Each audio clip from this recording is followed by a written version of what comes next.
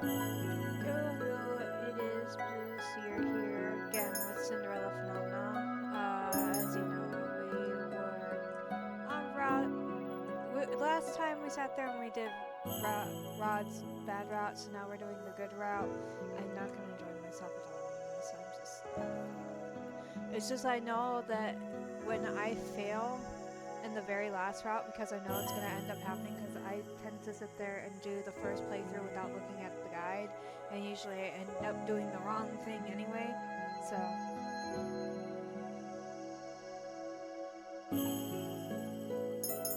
oh god, hi Hesta. I'm joined by Hesta. She's the least rowdy of the two. Aries is the rowdier one.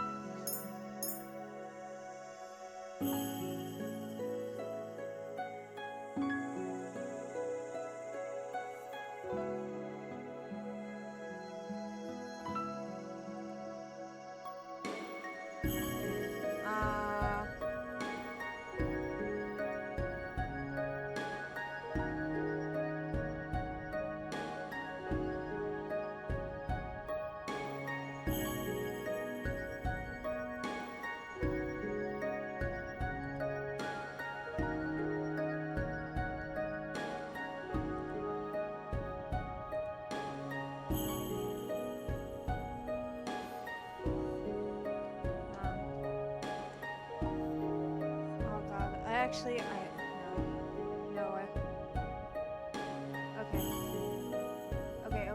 I need to stop getting distracted. We were on chapter 3. Okay. So then we do 3 and 4, and then we continue. All right. So I am going to do Anne, and I am gonna do a Minecraft stream. Here in a bit, because I want to work out the last logistics that I need for the town that I'm working on, and I'll show you guys what I've done so far. It's not any rebuilding at all. I've just been doing like the planning for like what buildings I am going to have, and like what's gonna be in the town center, and like the baselines of what the building plan of the buildings are gonna look like and stuff like that. The actual building I have not done. Once I think I get at least the center bit figured out to what I want to plot it out to be, then I will do an active stream on that, and we get to sit there and witness what I have done so far on that world. And the first thing we're probably going to end up doing is starting to build the farms. But yeah, anyway, just want to let you know the updates, and the final chapter for Anne is going to be coming out, and then Minecraft probably later on this week, so those two. Anyway, continuing with the Cinderella Phenomenon. Cat, please. I'll ask Rod if he will pair up with me. I know we do not have a good relationship. Rod has spared no effort in telling me how cruel I have been to his family, but I feel that rectifying whatever mistakes I made with them might be an easy way to get 3 good deeds. Oh, this is going to be very interesting. But Blue, didn't he tell you they didn't want to break his curse? Yes, but that may not be the whole truth, and I'm already stumbling over my words. I'm not even 5 minutes in. He is still reluctant to break his curse despite all the advice I have offered him. Perhaps you will be able to encourage him where I could not. I do not care if he does not want to break his curse. I only need him to help me remedy the supposedly bad things I've done to his family. I believe that will be the easiest way to break my curse. But the problem is I rarely see him here. He's usually at the palace. In order for this arrangement to work, I will need to be in the palace. I, for one, think it's a terrible idea. What if... Dolores' voice trails out. She averts her gaze to the floor, her expression a mixture of anxiety and solemn consideration. What if what? Is there something I should know? Both the witch and the fairy just stare at me silently. After a few moments, Parfait speaks. Be far away from us, princess. We will not be able to assist you.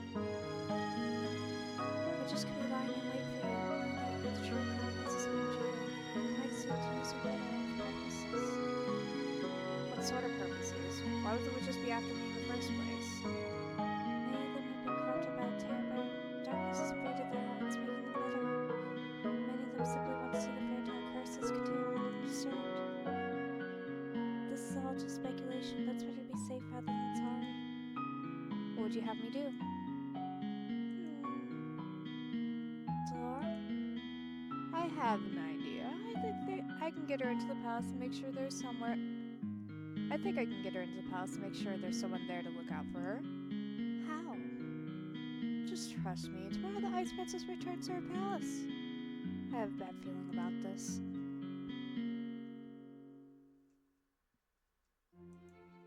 This cannot be happening. Don't dilly-dally. The princess will soon be awake and expecting her new maid. I closed my eyes and suppressed the urge to groan. How such Delora was able to turn me into Evangeline's personal maid. She thought this to be funny, did she? Why will make her pay for this? I expect you not to be late again. We have very strict rules on how the palace staff should behave. Not exactly sure how Delora managed this. She told me she was going to cast a spell on me, and that would be over as soon as I opened my eyes. I closed my eyes, and sure enough, when I opened them, I found myself here in a maid uniform. What did she do? Maid continues to babble at me. How annoying. Pretend to listen to her as she leads me through the palace hallways. Stop, Gertie! That is the gaming chair. That is not the scratching post. You hear me? You hear me, Missy? Listen. Listen, you. Listen, you. I'll pet you. I'll pet you. Just don't do that. Evangeline and Rod's chambers are located here. Oh! We come to a halt when Evangeline suddenly appears from around the corner. Your Highness. The maid ducks into a neat curtsy. Evangeline's eyes meet mine. I tend to wait for any signs of recognition from her, but she only gives me a curious look as if wondering who I am. She clearly does not recognize me. Hi, Gertie. Hi.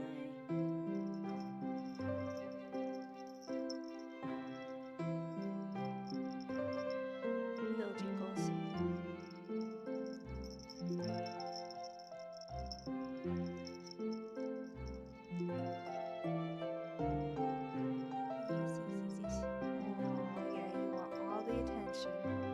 All the attention.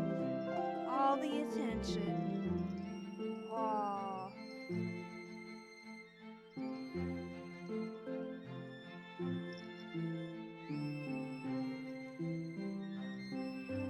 I need to take recent pictures of my cats and just randomly pop them up on the stream and be like, yo, you guys came here for cat content? Here's the cat content.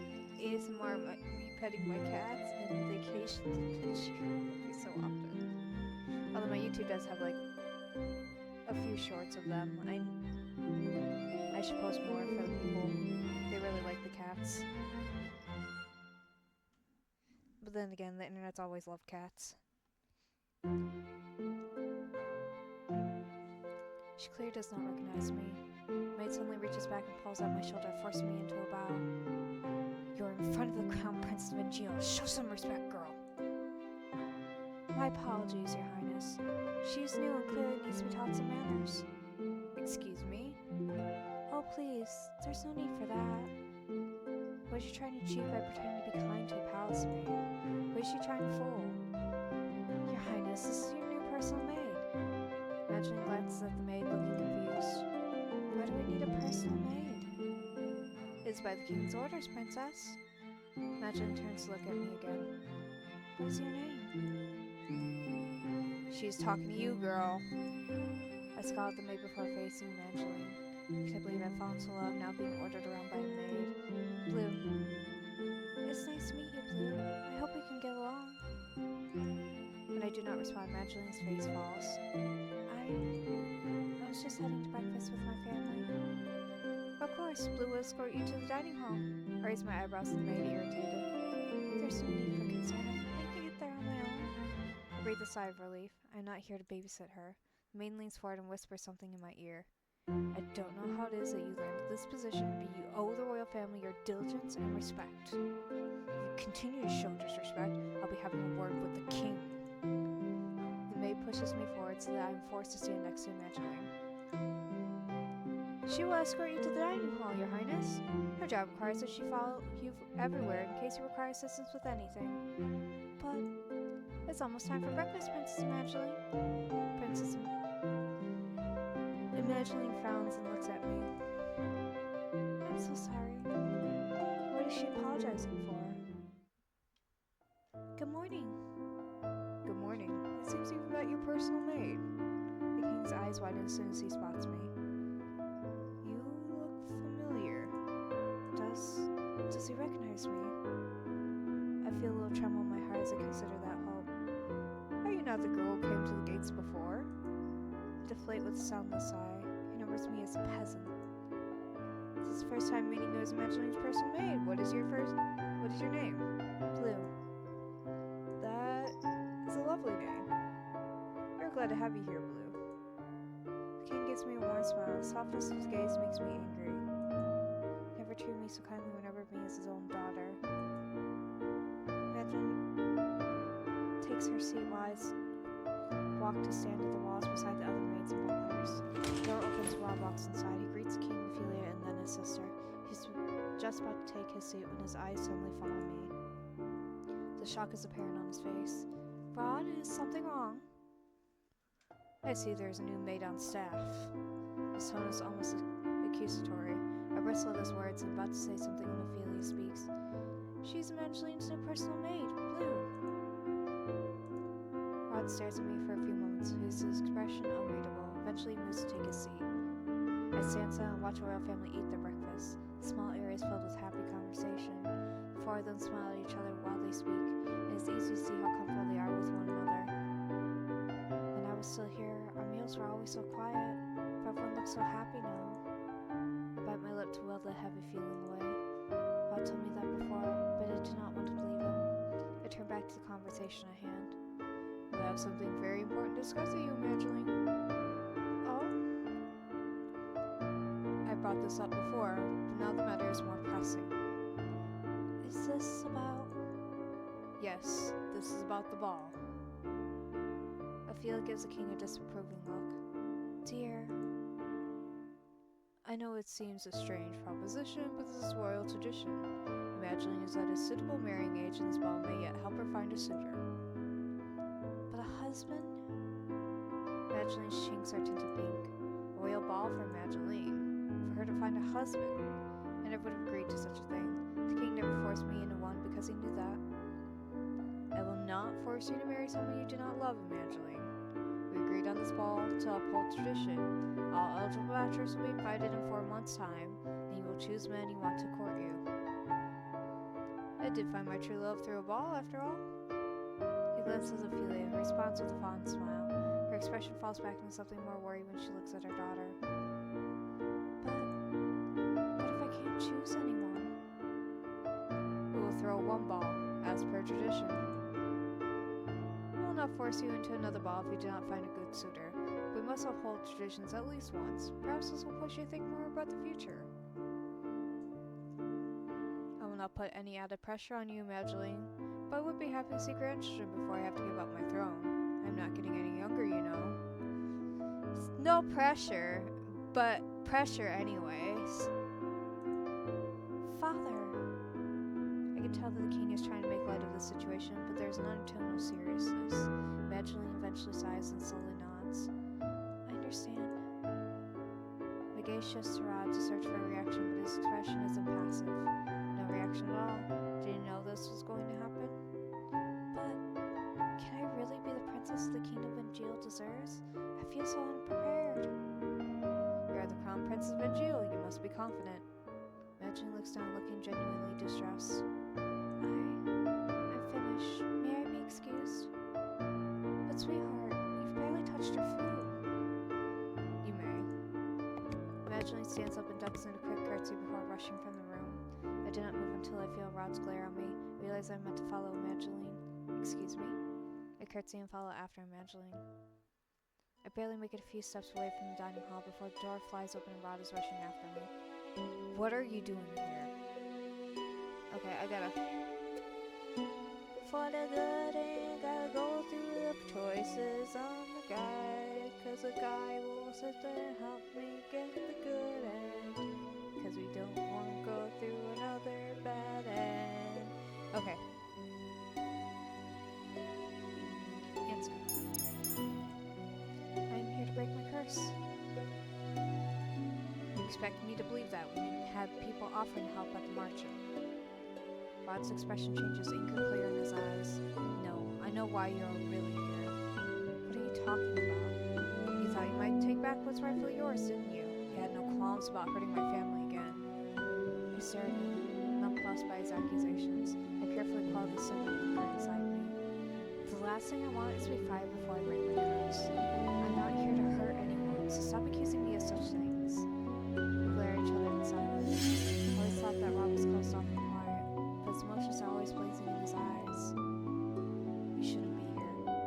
Rod steps back with his gaze is so fierce. I don't have time for this. I'm going to find Imagine. Why? So you can insult her? No, because now it's my job to attend to her. Excuse me. The last place I expect to find Imagine is on the throne. Much to my surprise, I find her standing along inside, staring up at the throne. Oh. She turns face when she has a guilty expression on her face. I'm sorry. Was she apologizing for?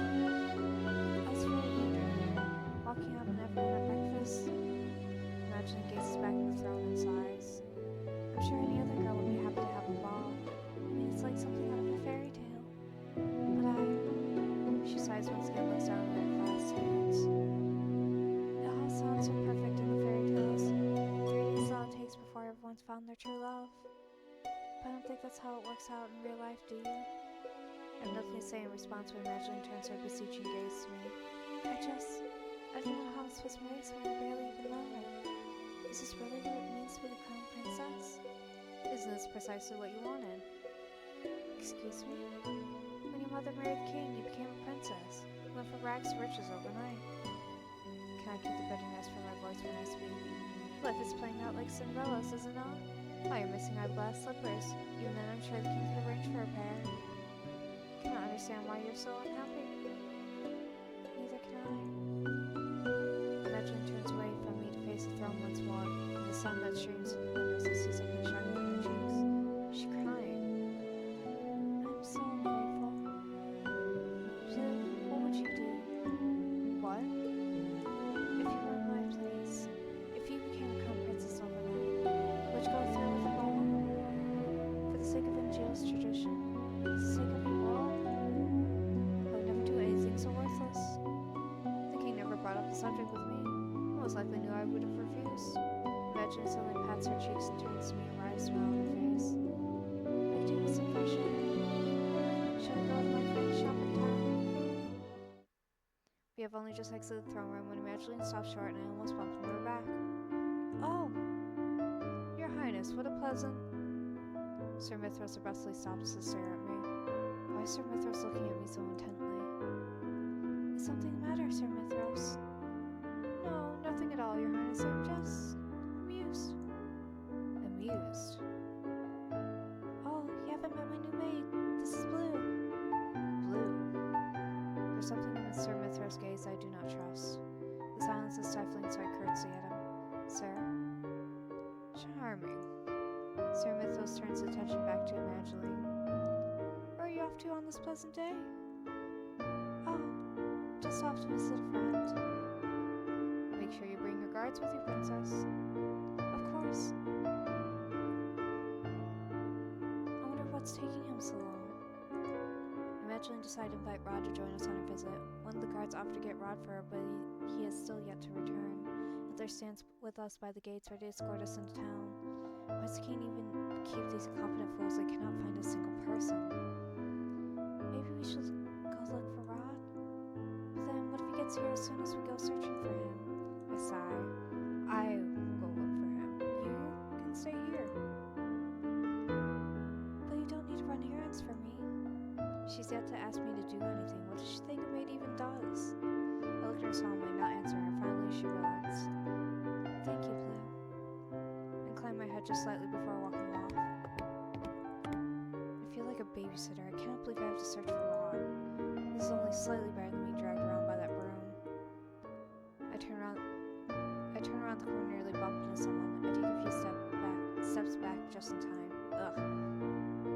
princess. Look at him in shock. Fritz's surprise mirrors my own. Where have you been? I've been looking for you everywhere. He pauses to stare at my clothing. Why are you wearing a maid's uniform? Fritz, you remember who I am? I would never forget you, Princess Blue. But it does seem like I'm the only one who remembers you. What is going on, Princess? The other people remember me as witches, fairies, and Fritz, are you? I stop when I hear the sound of approaching footsteps. Fritz turns his son and stoops in a low formal bow when he sees Rod. Your Highness.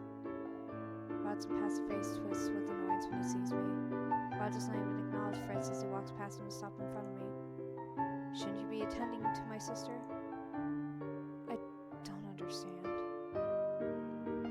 Prince Rod, do you know why the princess is dressed like this? Rod is clearly just as surprised as I am that Fritz remembers me. You recognize her. You remember the princess too. But if you knew, why did you say anything when she first went missing? Can someone explain to me why she's tending to Princess Evangeline? This is Fritz. I cut him off before getting asked any more questions. I feel Rod's gaze on my back is turned to look at Fritz. No more questions.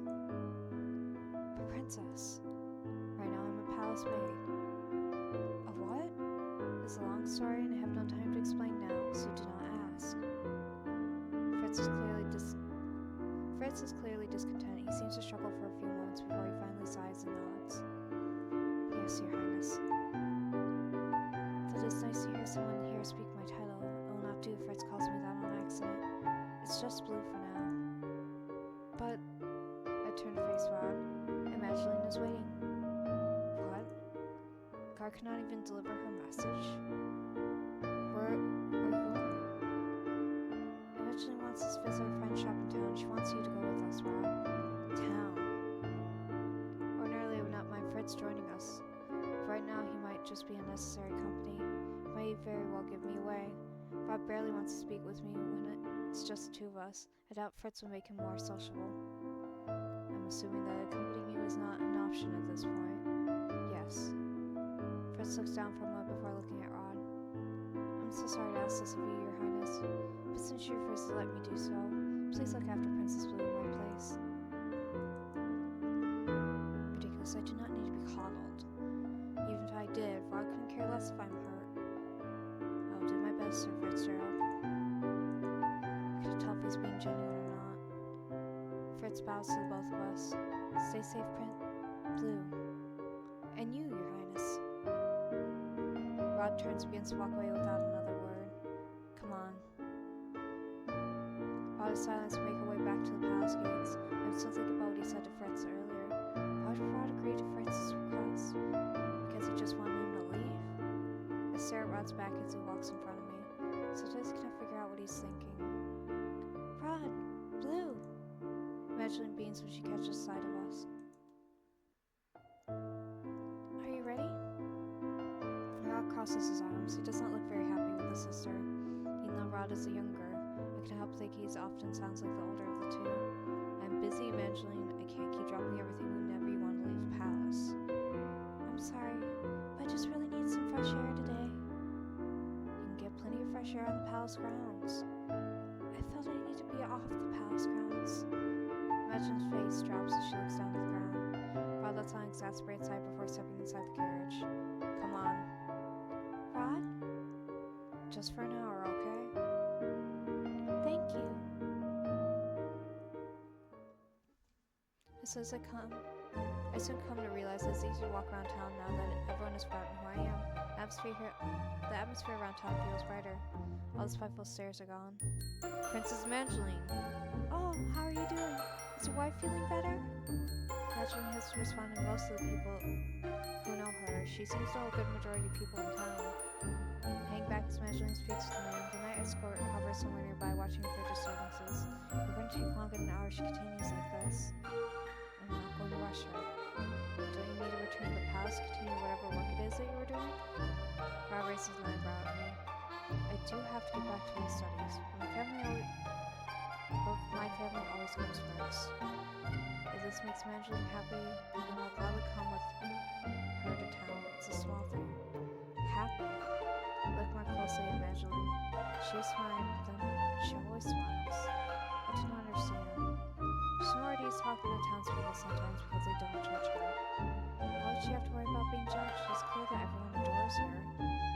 Evangeline takes the man's hand in hers and she wishes him well. Rod points out the gesture. See that? That's good news. You learned something from my sister now. Makes goodness pretend to be interested in the lives of strangers. Evangeline eventually says her goodbyes before walking towards a familiar store. This is toy shop I visited with Evangeline and Rod before. Glance at Rod and notice the expression on his face. He seems conflicted. But why? Before I can ask, Rod marches in front of me and decisively pushes open the door. When I enter, Evangeline is already hugging the shock girl, Victoria. Evangeline, you look as beautiful as ever. Oh please, I look the same. You on the other hand. Evangeline steps back before nodding, a bright smile on her face. Being in love suits you. When is the wedding? Wedding? She's already engaged. I catch a small movement out of the corner of my eyes and turn to glance at Rod. Holds his fingers clenched in a fist before he quickly hides his hand behind his back. So his expression is as passive as always. I notice the tenseness in his shoulders. Desmond and I haven't even set a date yet, but it should be soon.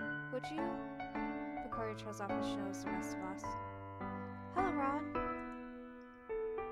Victoria. His tone is surprisingly static. Last time he was here, I was sure he sounded friendlier.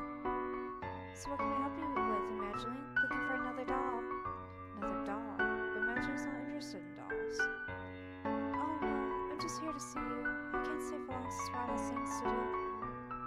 Evangeline, I'll wait for you outside.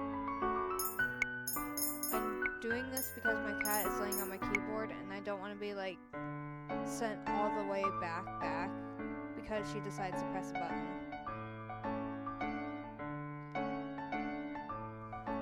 Alright, Hesta. You would send me all the way back if you could. Oh. Okay. Evangeline, I'll wait for you outside. Oh, okay. I know it's my job to follow Evangeline around, but I'm not at all interested in hearing her talk to this girl. Does she even want me here? The option is go outside. My time might be better spent trying to improve Rod's opinion of me. If I could get him to tell me precisely what I've done wrong, I can make up for it. I hope that would give me a good deed. I curtsied to the two girls. Excuse me, Your Highness, I shall wait outside with Rod. I coughed to clear my throat. With the prince. Okay, I won't be long. I moved to stand next to Rod, who was leaning against the wall. Rod sighs in annoyance. Why do you keep on following me? Tell me how to rectify whatever wrong I have done to your family. This again. I can help but scowl at Rod's answer. You spout all this nonsense about goodness but refuse to help me. How is that good? You haven't given me any reason to help you. What? If you're not serious about genuinely learning how to be good, then I'm not interested in helping you. Maybe I could catch him off guard but bring up his wants and toy shop just now. Fine, then I'll make a normal conversation. Who is Victoria to you? Has she done something to hurt your family too? Victoria's a childhood friend. She's not like you at all. Oh, then why were you acting so cold to her? You obviously did not want to be inside the shop. Rod looks away from me and absently kicks a pebble on the ground. But it's none of your business. I sigh, disappointed with Rod's reaction. Rod turns away from me as Evangeline exits the shop. Ready to go? Evangeline nods with a small smile. Two of us begin to make our way to the palace again. By the time we return to the palace, evening has fallen. I hope we're not late for dinner. The minute the carriage doors open, we are greeted by two familiar faces. Sir Alcaster and Sir Mithras stand before us. Princess Evangeline, Prince Rod. I was on my way to look for you when Sir Mithras informed me of your whereabouts. He glares at the knight escort and the knights shrink back. Sir Alcaster turns sharply to me afterwards, his eyes narrow. Why is he looking at me like that? It was getting late and the queen was worried. I'm so sorry. Princess Evangeline, Prince Rod, it is almost time for dinner. Please, let me escort you inside. Sir Mithras gestures for them to follow him. About to follow after them when Sir Alcaster suddenly moves to block my path. His eyes are cold. He opens his mouth to say something, but then closes it and shakes his head. You're dismissed, girl. You may go back to your quarters. But that is an order. His gaze is piercing. Even when I was a princess, I was not able to stand up to that gaze. Yes, sir.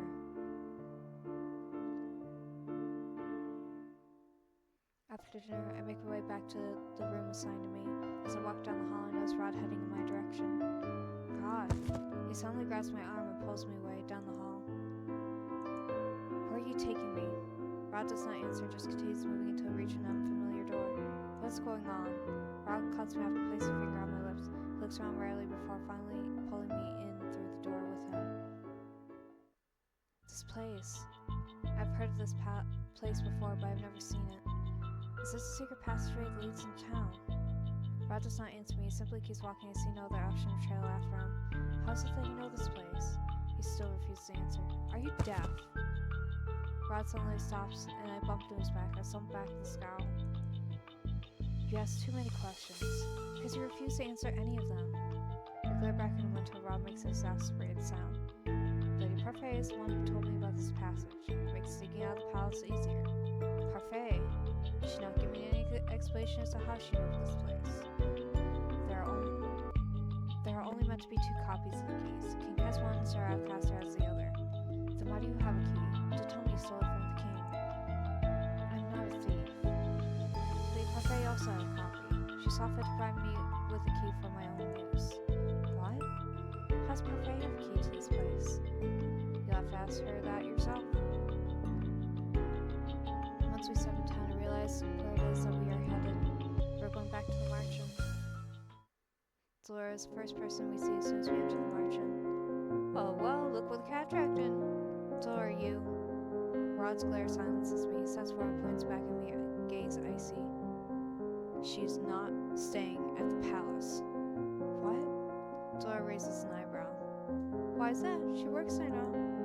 I do not know what game you are playing, but I'll not be a part of it. Excuse me, this is not a game. I do not want you meddling in my life as you meddled with hers. The room's temperature drops several degrees. Dolores stares at Rod, her expression suddenly lacking any emotion. With all due respect, Your Highness, I do not want to meddle with your wallowing. But just because you do not wish to break your curse doesn't mean that others shouldn't want to either. You should be humbled that our princess here thought you would be able to help her. Rod raises an eyebrow. Where is Lady Parfait? Of course you want to talk to Parfait, because she puts things nicely. Fine, I'll fetch her for you. Dora curtsies as she sweeps out the room. Rod sighs. He clearly looks irritated, but doesn't put a voice to his agitation. Now we're alone in the empty room, silence is deafening. And so I ask him the question that's bothered me since we came here. Okay. Question time for the guide, for the guide.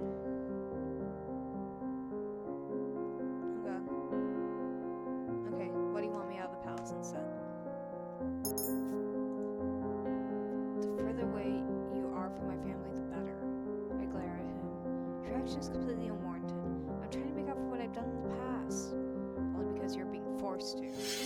Why should it make any difference? Besides, I'm willing to help you break your curse, even though it appears you do not want to. I did not realize the anger inside of me at first, and then I noticed my hands and fists and that I'm shaking. You are angry at me for treating your family with kindness, and yet you do not treat me with any respect or kindness either. Excuse me? I realize it's the angriest I've ever felt in a long time. It makes words fall out of my mouth. You're guilty of the same disrespect you hold me accountable for. We are both being cruel to family, aren't we? Rod's eyes are ablaze. He stalks towards me. He stops right in front of me, his mouth pressed in a firm line. As you're so fond of telling Magdalene, we don't share any blood. The only thing pulling us together is the king, and you do not share his morals. Remember this, Blue. You will never be part of my family. And I will never see you as a sister. Rod storms out of the reception area just as Delora enters. Sorry, looks like Parfait wasn't in. She pauses and gives me a wry smile. Seems like this partnership is going well. I throw my hands up in anger. He's infuriating. Not as helpful as you thought. I was surprised you were asking for his help in the first place. All I have been doing today is following around imagining, and he still finds reasons to snap at me. In his eyes, I can do nothing right, even though I'm making an honest effort to break my curse. Delora eyes me as she slides down into a chair. Has he told you anything about his curse? Nothing useful. Delora sighs. Boys can be so secretive about the silliest things. I has been aware of how to break his curse from the very beginning. why hasn't he broken it? I have no idea. I think the only other person who knows the full terms and conditions of Rod's curse is Parfait. Parfait?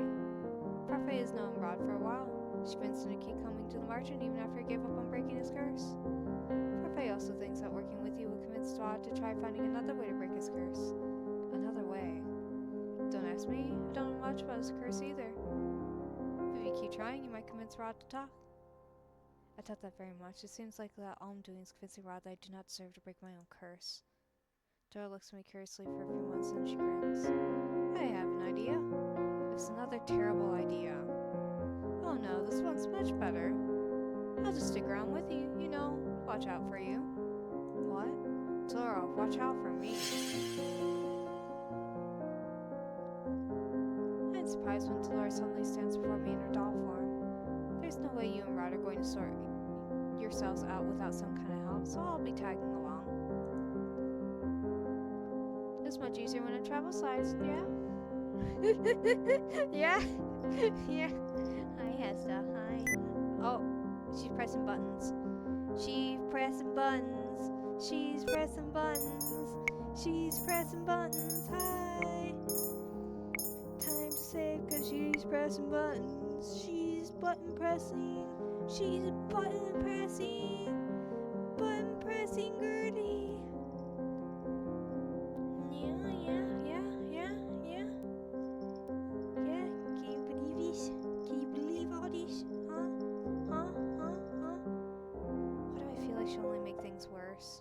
Come on then. Dora somehow manages to jump to the front pocket of my apron, which is thankfully large enough to fit her doll body. Let's go find us a prince and get ourselves back to the palace.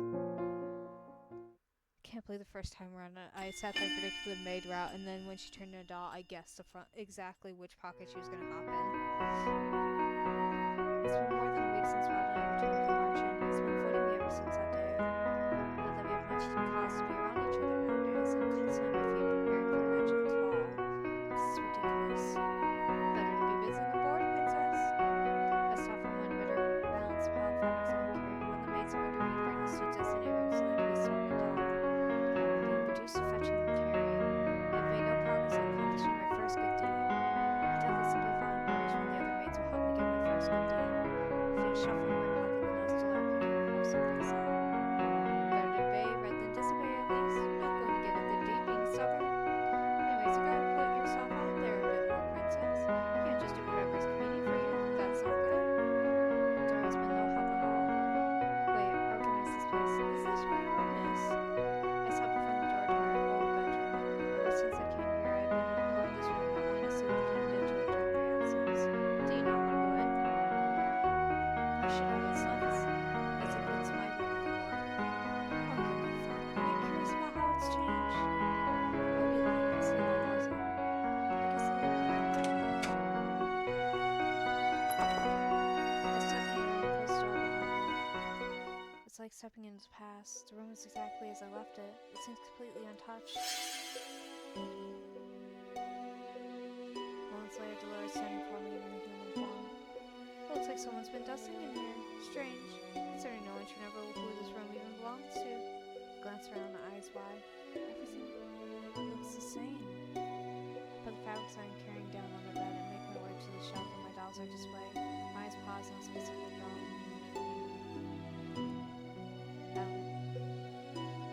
This was not here before. Dolores raises an eyebrow. Maybe you just don't remember that one because she wasn't very memorable? You do have a lot of dolls after all. No, I know each one of my dolls by name, but this one is definitely new.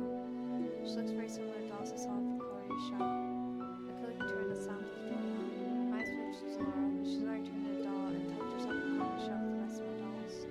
Magic stands the doorway, eyeing me curiously. Blue, what are you doing here? I made a mistake and thought I was supposed to bring these fabrics here. Oh, she does not see through my lie. Magic shakes her head, smiling. It's not your fault, Blue. You're still getting used to the past and smarter rooms. The class is here all the time when I first arrived here.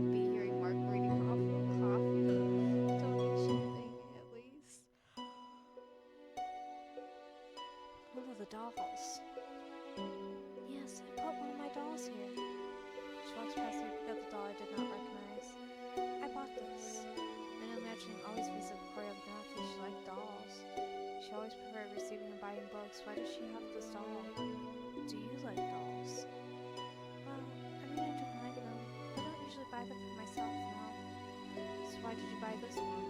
Imagine looks at all with a sad smile and shakes her head. I'm not sure. Listen, Lily, I gotta be pressing buttons. Can't be having you slamming your head into my hand, preventing me from pressing buttons. Come on, girlie. No. Ah! Which on your head? Mom's gift. I remember that much. I was going to give her this little light dolls. So I wanted to be a friend. I don't know why. I feel this pride to leave thought here until I can remember who I was meant to give it to. Naturally, is silent for a moment before she turns to me with a bright smile. I know you have a delivery mate, but could you come with me to the palace and transfers? Well, they're so busy taking the top of the books and cabinets away. Your sister Ursula Graham dragged around to get more errands. Despite the delivery, I might need your help. I thought so. No choice but to nod. I begrudgingly follow Madeline towards the entrance, and there I see a delivery carriage. A familiar person stands beside it. Victoria! Madeline pulls Victoria into a tight hug. I turn my attention away and glare at the number of boxes at the back of the carriage. I'll no doubt have to help carry them inside. How are the preparations for the ball coming? Madeline's smile seems forced at first, but then eases into something softer. It's going well, I suppose. How about the wedding? Desmond and I finalized the date. It'll be 2 days after your ball. I can't wait to see you in your wedding dress. These two will always talk so much when they get together. Ignore the chatters and walk up the carriage to observe the boxes piled inside. What is in the boxes? Oh! Victoria reaches out to grab one. She hands it to me. I'm helping with the ball decorations. I came by with part of the order today. Part of it? Careful, it's a bit heavy. I take the box from her hands and nearly stumble. This is heavy. Imagine you should have had the male servants do this. Queen Ophelia placed quite a large order. I brought the more fragile decorations first. Oh, the glass ball with some vases? I grit my teeth as I shift the box in my arms and attempt to make it easier to hold. I thought you worked at a toy shop. Yes, but we also have aisles dedicated specifically to party decorations. What kind of toy shop is that? Blue, will you be alright? I feel annoyance simmer within me. I'm obviously not alright. Imagine reaches out to help me with the box, but she's too late. I've only taken one step forward, the box slides and I stumble. I manage to cradle it in my arms, the weight is too much for me. Before I hit the ground, I feel strong arms around my waist, pulling me back upright. The box is taken from me. My heart and mind are racing for a moment. I cannot comprehend what had just happened. Are you alright? Rod. I glance aside and I'm shocked to see Rod standing there. The expression on his face gives nothing away. With our close distance, I can see some flicker of emotion in his bright eyes. Concern. Blue, I'm so sorry. Are you okay? Rod pushes me and I stumble forward, almost tripping on the ground. He raises an eyebrow at me. Know your limits, Blue. I glare at him as anger begins to bubble up in my chest. Option time! Option time! Option time! Option time for the guide! For the guide! Just stay silent. Hi. Yes. Is it ASMR time? Why'd you just sniff and lick my mic? I clench my fist and take a deep breath to try and calm myself. I'm not stooped to his level. He's the one being cruel here, not me. You should have separately tried to carry something that's too heavy for you. I'll not take responsibility if you get hurt. Rod, you shouldn't be angry with her for trying to help me. It was my fault for giving her something so heavy. Victoria, what are you doing here? Rod's voice is so cold. Victoria looks startled by his tone. Well, I came to deliver some of the decorations for the ball. And you thought Evangeline or May could carry these things on their own. Rod, this is not our fault. I'm the one who chose to bring Blue with me. I underestimated the size of the delivery. Victoria was delivering the supplies. At least she admits her mistakes. Never thought Rod would be so stubborn. Imagining expression softens as she looks at her brother. She looks sad. Rod ignores her and picks up the box I have been carrying. He begins to walk away before he suddenly stops and glances back at me. Come on. Rod? We're going to call some servants to carry these boxes in. He turns around and begins to walk away. I'm Evangeline's personal mate, not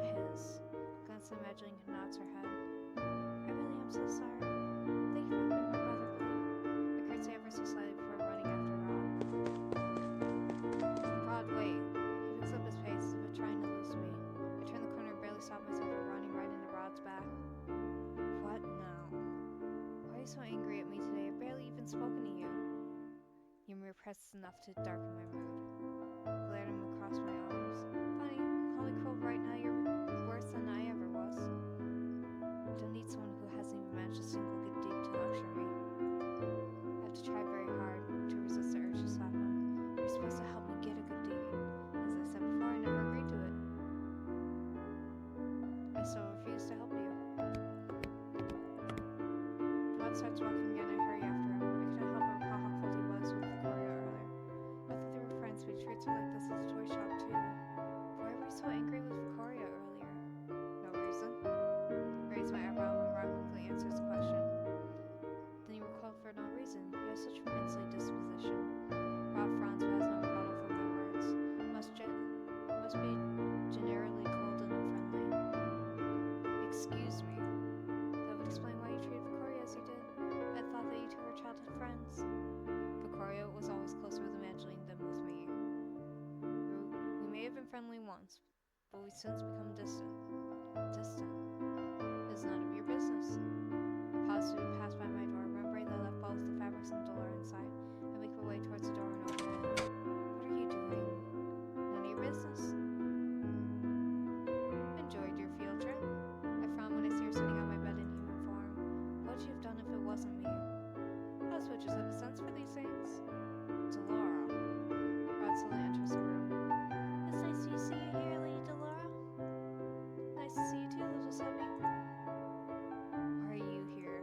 Delora shrugs and she inspects her nails. I thought it would help the princess here since someone doesn't seem very willing. Rod furrows his eyebrows at her. I didn't. Yes, I know you didn't sign up for this. But do you really think you have a choice, Rob? Dora looks at Rob pointedly. You know the consequence if this fails. Rob looks away, expression conflicted. Consequences? What are you talking about? Consequence for not helping me with my curse? Rod sighs heavily before turning back to Delora. He does not pay attention to me. I'm not the right person for this. Doesn't matter what you think. The princess thought you were, so suck it up and do your job. Rod is silent for a few moments before finally faces me looking resigned. I'll help you then, but don't expect me to change my opinions of you. I shrug at him. It's like I was expecting you to in the first place. Dora grins with clear triumph. Good talk? Rod sighs. Hi, Hessa. In order to achieve your good deeds, you're going to need to mend what you broke before. I feel like I already know what he's going to say. My sister always wanted to be your friend, so you must do just that. Show her kindness, you may be able to get your first good deed through her. Show her kindness, huh? Delora decides to stay in my room for the time being, saying that she believes Rob will be able to help me for now. Later, I make my way to the dining room with the fabrics and see Evangeline and Ophelia inside. Blue! Ah, I see you have a fabric, thank you! Ophelia takes the topmost sample of fabric and suspects as Evangeline walks up to me. Where's Rob? I return to his studies. He has history lessons today, and I have yet to finish my history homework, which is due tomorrow. As Evangeline meets loud, I wonder what Rod told me earlier. Let's become Evangeline's friend. Is that really a good deed? I hope Rod didn't send the servants out before he went back to his room. How about the time that Victoria and I already called on guards to bring the boxes inside? Maybe he decided to start his lessons earlier so he can make your dancing. Maybe you decided to start his lessons earlier so you can make your dance lessons this evening. Dance lessons? Father wanted me to hire the best dancer instructor in Agila. I honestly feel more comfortable with Rod teaching me. He's a good dancer, his father is a leader. That's the surprise, I didn't know Rod could dance. He used to prefer singing. Ophelia trails off. I know that she's talked about the fairy tale curse, but I did not expect her to divulge such information to maids like myself. He decided to focus on his dancing for the past few months. Ophelia glances down the fabrics and looks up and smiles at me. Blue, would you mind helping me with this? I obediently walk over to the fabrics Ophelia wants me to look through. They're apparently samples for the tablecloth that we use during the ball. It's going to be a long day. Rod comes immediately to the throne room after his history lessons to start on his dance lessons with Evangeline. I'm only standing here because it is my responsibility as a personal maid to watch over her as she practices. Watching, she steps out of rhythm and Rod sighs at her. You're doing it wrong. That's the 10th time. Sorry. Again.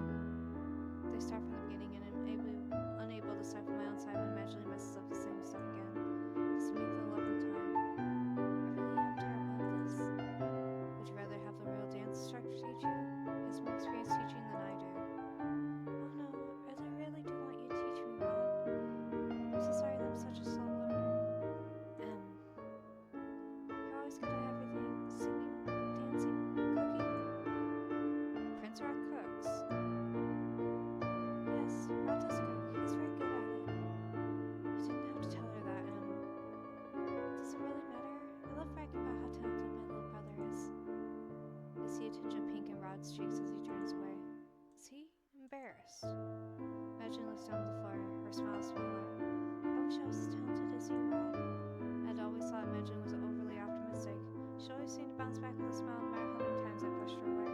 Now I cannot help but reconsider that thought. Still, a singer like this only irritates me. Pitting yourself will get you nowhere. Not everyone can be perfect at everything when they first start out. And my mother gave me similar lessons. She was always such a harsh teacher, and she hated when I showed weakness in front of her. She made you practicing that I perfected it. Whatever it was she wanted me to do, failure was never an option. Never had time for self-pity. Instead of feeling sorry for yourself, just try harder. Let failure inspire you to do better. Blue, that was. She's right, Mom. Instead of complaining, I should be working harder. Without an exasperated sigh across my arms. Always look at your feet whenever you reach the underarm turn. Instead, focus on counting your steps and let Prince Rod lead you. Worrying too much on your next step is what puts you off rhythm. Imagining stares at me. Can you dance, Blue? I can. Why? Wow, that's amazing. There's nothing amazing about my being able to dance. Praise makes me embarrassed regardless. Maybe I could learn faster seeing someone else do the dance first? And what are you talking about? It might be easier to copy the steps if I have someone to perform them first. She turns to me suddenly, eyes bright. Would you help me?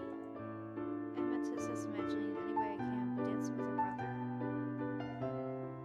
Surely lowly maid should not be doing this. Okay.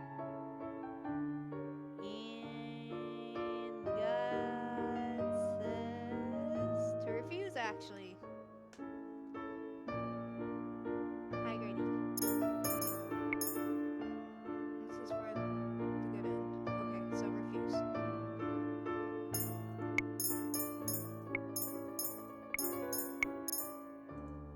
If I do agree, I doubt Rob would even want to dance with me.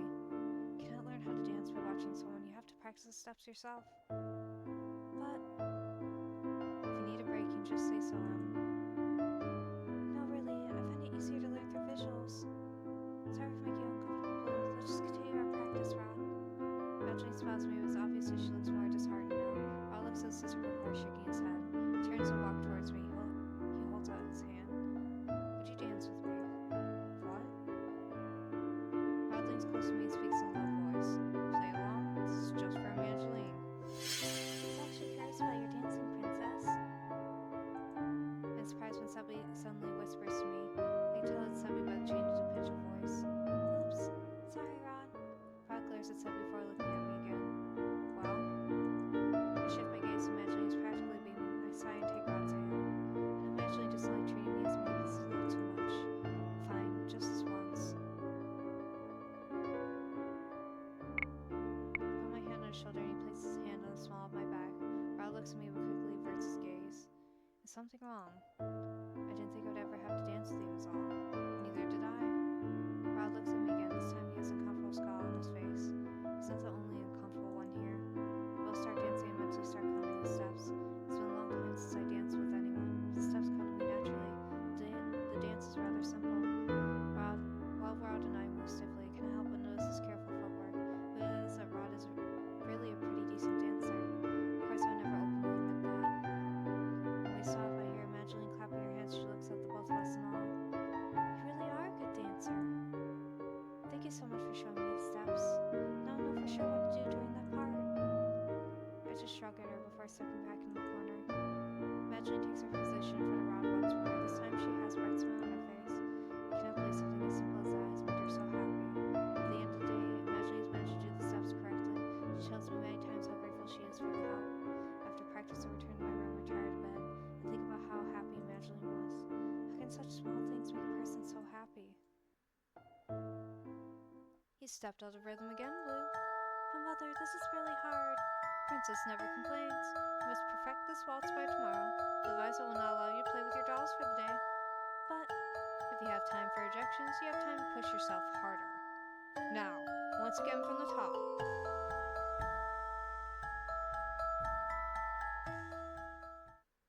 The following days are uneventful. Evangeline continues her dance lessons with Rod. And then I got one more question, and then it's the end for now. Her steps are so far from perfect, but I can tell she has improved since my demonstration with Rod. Meanwhile, Rod still chooses to ignore me most of the time, though I've noticed he's less cold than usual. At least he does not snap at me for no good reason anymore. Though Dolores no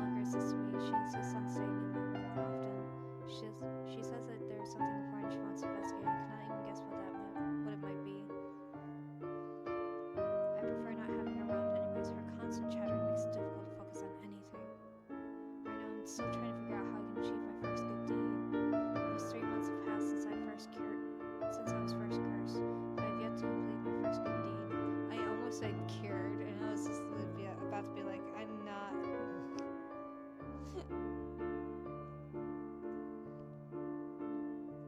These are my thoughts as I head back to my sleeping quarters after dinner that night. Imagining excused me long ago, insisting that I go on to my own room before she went to hers. I'm walking down the hallway when I notice Rod heading down a familiar path. I follow after him. Are you going to the march-in? Rod jumps and turns around. Surprised, his face quickly fades in annoyance. Don't do that again. And no, not today. Since I came here, I found out that Rod occasionally sneaks out of the palace at night through the secret passageway to go to the march-in. Even now, I'm still confused as to why he goes there. He said before that he's given up on breaking his curse, which makes me wonder why he still visits. This also makes me wonder why he refused to break his curse in the first place. Is he okay being the way he is, or is his curse just really difficult to break? Why were you cursed, Rod? I'm not answering that. Why? I cannot help you break your curse or refuse to tell me anything. I told you before that I do not need your help. But I chose you as my partner. You help me and I help you. It's highly likely that breaking Rod's curse will also count for a good deed.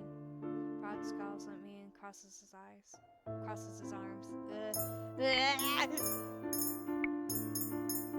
Excuse me, sorry. I'm inserting the wrong body parts here. I'm afraid that isn't how this works at all. The sound of footsteps keeps me from coming back with a retort. Both turn to see Sir Alcaster approaching us. Prince Rod, good evening. Good evening, Sir Alcaster. Sir Alcaster turns to me and raises an eyebrow. Shouldn't you be attending to Princess Evangeline?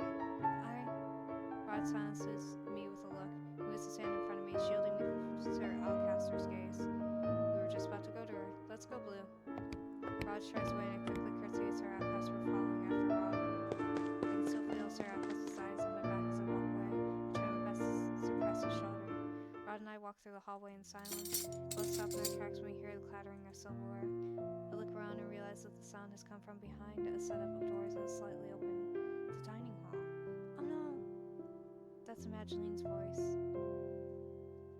We now see Imageline when we enter the room, but there is a dizzying array of cutlery set on the table. Imageline. Imageline surprises both by calling out from beneath the table.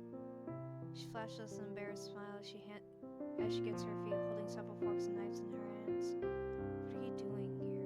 You should be getting ready for bed. Sorry. I had the silverware on the table.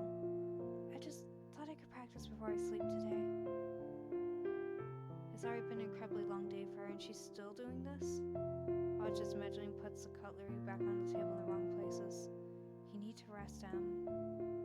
I will after I practice the placement one last time. She smiles at him before returning to the table.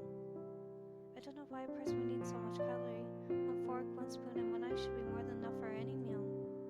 And all these glasses, if I recall correctly, this one's for water, this one's for wine, and this one is for white wine. And then we give her the correct answers. That flute is for champagne, the other is for sherry. Oh, right. There are two more. The other is for juice, and the other glass is for dessert wine. The dessert wine glass will only be used during the dessert course. And the juice glass is only used when juice is being served as a course. Otherwise it is placed next to the water goblet. I see Rod staring at me out of the corner of his eyes. His lip twitch before he turns back to his sister. Looks like he was about to smile. Then what are these for? Imageline points out the group of forks in front of her. You use those every day, Your Highness. You should know the answer. Imageline points to them and she rattles off names. Dinner fork, fish fork, salad. Correct. You know so much about etiquette, too. You're really incredible, Blue. You make a better noblewoman than I do. Even if I told her I was noble, it's not as if she would believe me. I just read a lot about all these things. You read and know enough to put them into practice. That's amazing. Especially since you haven't been with us so long. Right, Rod? Rod shrugs. He does not, much to my surprise, disagree. Perhaps you should be my teacher, Blue. I can learn so quickly from you. Imageline quickly straightens out the cutlery. Now I think about it, I've come to realize that Imageline is much more than she appeared to be. It's probably because I'm forced to spend so much time with her as her maid. She's different. She's flawed and not as conceited and more humble than I originally thought. But was try lending her a hand. I may not be one of your tutors, but if you need help with your lessons, just ask me and I'll do what I can for you.